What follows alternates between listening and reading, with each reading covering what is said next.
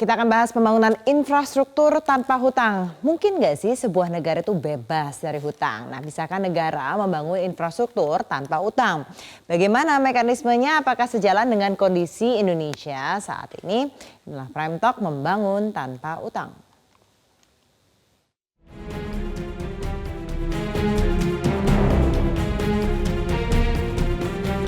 Ketua Tim Kampanye Nasional Jokowi Ma'ruf Erick Thohir berencana mengumpulkan sejumlah pengusaha untuk belajar langsung kepada Cawapres nomor urut 2 Sandiaga Uno tentang membangun infrastruktur tanpa utang.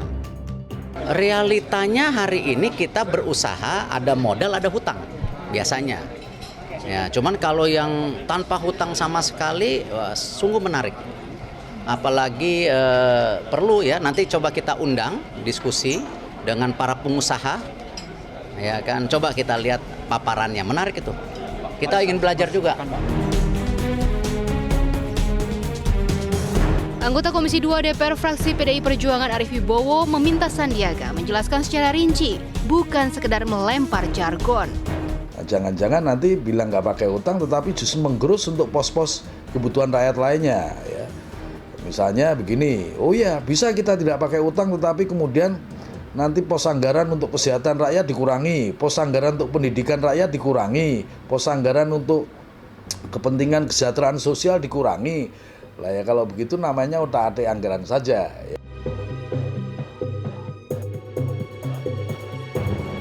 Sementara Menko Perekonomian Darmin Nasution memastikan biaya pembangunan infrastruktur di masa pemerintahan Jokowi JK tidak sepenuhnya berasal dari utang.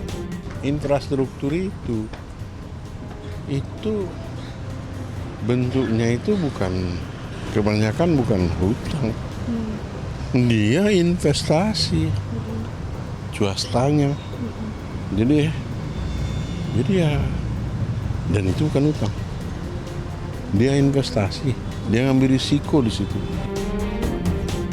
Sebab pendanaan dari APBN untuk proyek strategis nasional hanya 10 hingga 11%. Bahkan ada proyek dengan skema pembiayaan non-APBN, antara lain Waskita Toll Road 18 ruas, Bandara Kertajati 2 dan 3, pengembangan Pelabuhan Tanjung Priok, dan ekspansi PT Dirgantara Indonesia. Tim Liputan Metro TV. Sudah hadir bersama kami di studio ada Bapak Wijayanto Samirin, staf khusus Wakil Presiden bidang ekonomi dan keuangan, dan juga bergabung dari studio kami di Bursa Efek Indonesia ada Mas Arief Budimanta, Wakil Ketua Komite Ekonomi dan Industri Nasional. Bapak-bapak terima kasih sudah bergabung bersama kami. Saya langsung ke Pak Wija dulu terlebih dahulu. Tadi kita dengarkan Pak Darmin mengatakan bahwa sebenarnya proyek infrastruktur yang ada, walaupun nggak spesifik nih yang mana nih yang ditunjuknya ini, bukan ngutang tapi lewat investasi. Maksudnya gimana Pak? Jadi begini, kalau kita lihat dari sekitar 1.500 triliun proyek infrastruktur setiap tahunnya, yang dihandle oleh anggaran pemerintah itu hanya 400 triliun yang masuk dalam APBN. Sisanya dihandle oleh BUMN dan oleh swasta. Nah, ketika dihandle oleh BUMN dan oleh swasta, ini sifatnya investasi. Mereka berinvestasi, mereka mencari sumber pendanaan, kemudian mereka mengharapkan return untuk membayar investasinya. Jadi yang dihandle oleh pemerintah hanya sekitar 420 triliun. Nah, 420 triliun itu sebagian dari hutang, tidak seluruhnya. Jadi 420 triliun itu hanya 3% dari GDP. Kalau kita bandingkan dengan Malaysia, Thailand, Cina misalnya, kontribusi pemerintah terhadap pembangunan infrastruktur mereka jauh lebih tinggi. Cina itu puluhan tahun pemerintahnya berkontribusi 8% GDP. Maka untuk kita lihat untuk infrastruktur. Makanya kita lihat pengembangan infrastruktur yang luar biasa di Cina, kemudian Malaysia, Thailand itu sekitar 5-6%. Nah, kita dengan hutang saja sebagian dari hutang itu 3%. Bisa kita bayangkan kalau pemerintah tidak berhutang sama sekali untuk proyek infrastruktur, maka kontribusinya makin kecil lagi dan kita akan makin tertinggal dibanding negara-negara lain. Baik. Dan kita harus lihat tidak semua proyek infrastruktur itu layak untuk investasi karena secara financial tidak visible. Ya. Sehingga memang pemerintah mau tidak mau harus masuk. Misalnya investor mana yang mau membangun irigasi untuk pertanian, jembatan di desa-desa gitu ya, kemudian pelabuhan kecil di pelosok dan lain sebagainya. Pemerintah harus turun tangan, waduk dan lain sebagainya. Tetapi kalau kita berbicara jalan tol, kemudian kita berbicara pembangkit listrik, nah disinilah swasta dan BUMN mulai masuk. Baik, oke. Jadi sebenarnya kalau dibilang kita mau bikin mega proyek infrastruktur nggak pakai hutang, itu kalau kita melihat contoh negara Cina itu juga nggak mungkin berarti dilakukan. Jadi Cina itu salah satu pengutang terbesar World Bank dan hutangnya mayoritas digunakan untuk pembangunan infrastruktur. Baik. Amerika yang kita kenal infrastrukturnya sudah maju, itu untuk mengembangkannya mereka sangat tergantung pada surat-surat hutang infrastruktur yang mereka terbitkan. Bahkan pemerintah daerah itu ketika mereka ingin membangun infrastruktur karena anggaran terbatas, mereka mengeluarkan apa yang namanya MUNIS, Municipal Bond. Baik. Itu memang fokus untuk infrastruktur. Jadi hanya di Indonesia saja kita masih mempunyai pemahaman yang kadang-kadang kurang tepat tentang hutang dan pembangunan infrastruktur. Baik, saya langsung sapa Mas Arief. Mas Arief, kita kayaknya kok dengar hutang itu sangat negatif sekali begitu. Tapi kalau Anda melihatnya, untuk kebutuhan Indonesia saat ini di mana ada kebutuhan infrastruktur yang masif begitu, haruskah memang kita berhutang? Ya, yang soal utang ini bisa diartikan macam-macam ya. Kalau kita orang yang penghasilan begitu, kalau ingin bangun rumah, terus untuk sementara kita belum punya cukup biaya untuk membangun rumah, kan biasanya kita mempergunakan atau memanfaatkan apa yang disebut dengan kredit pemilikan rumah gitu ya.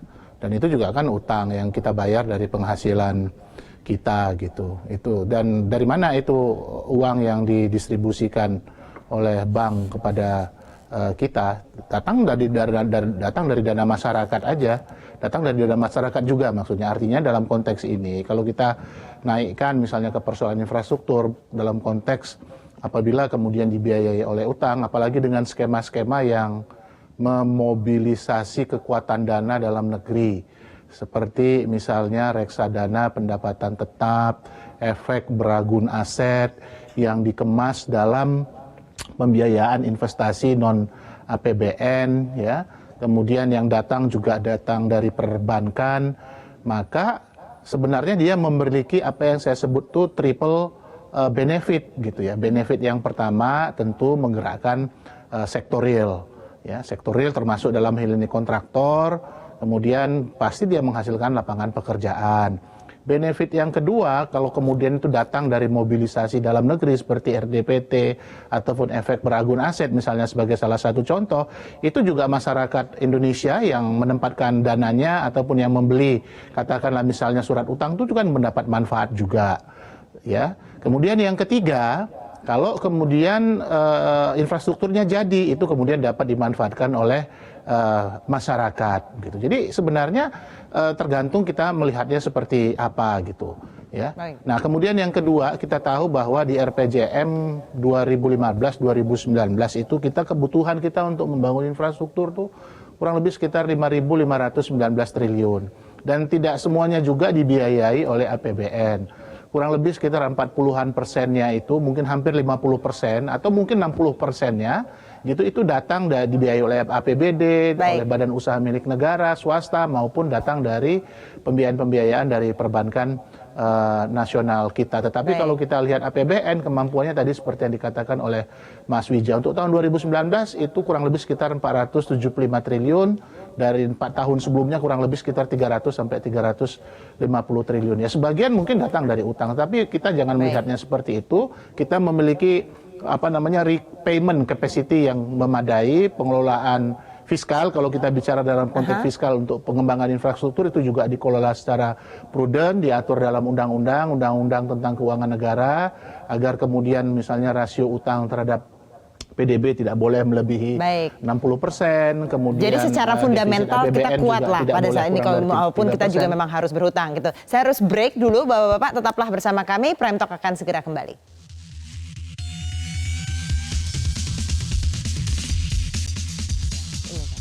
Oke, kita masih bersama dengan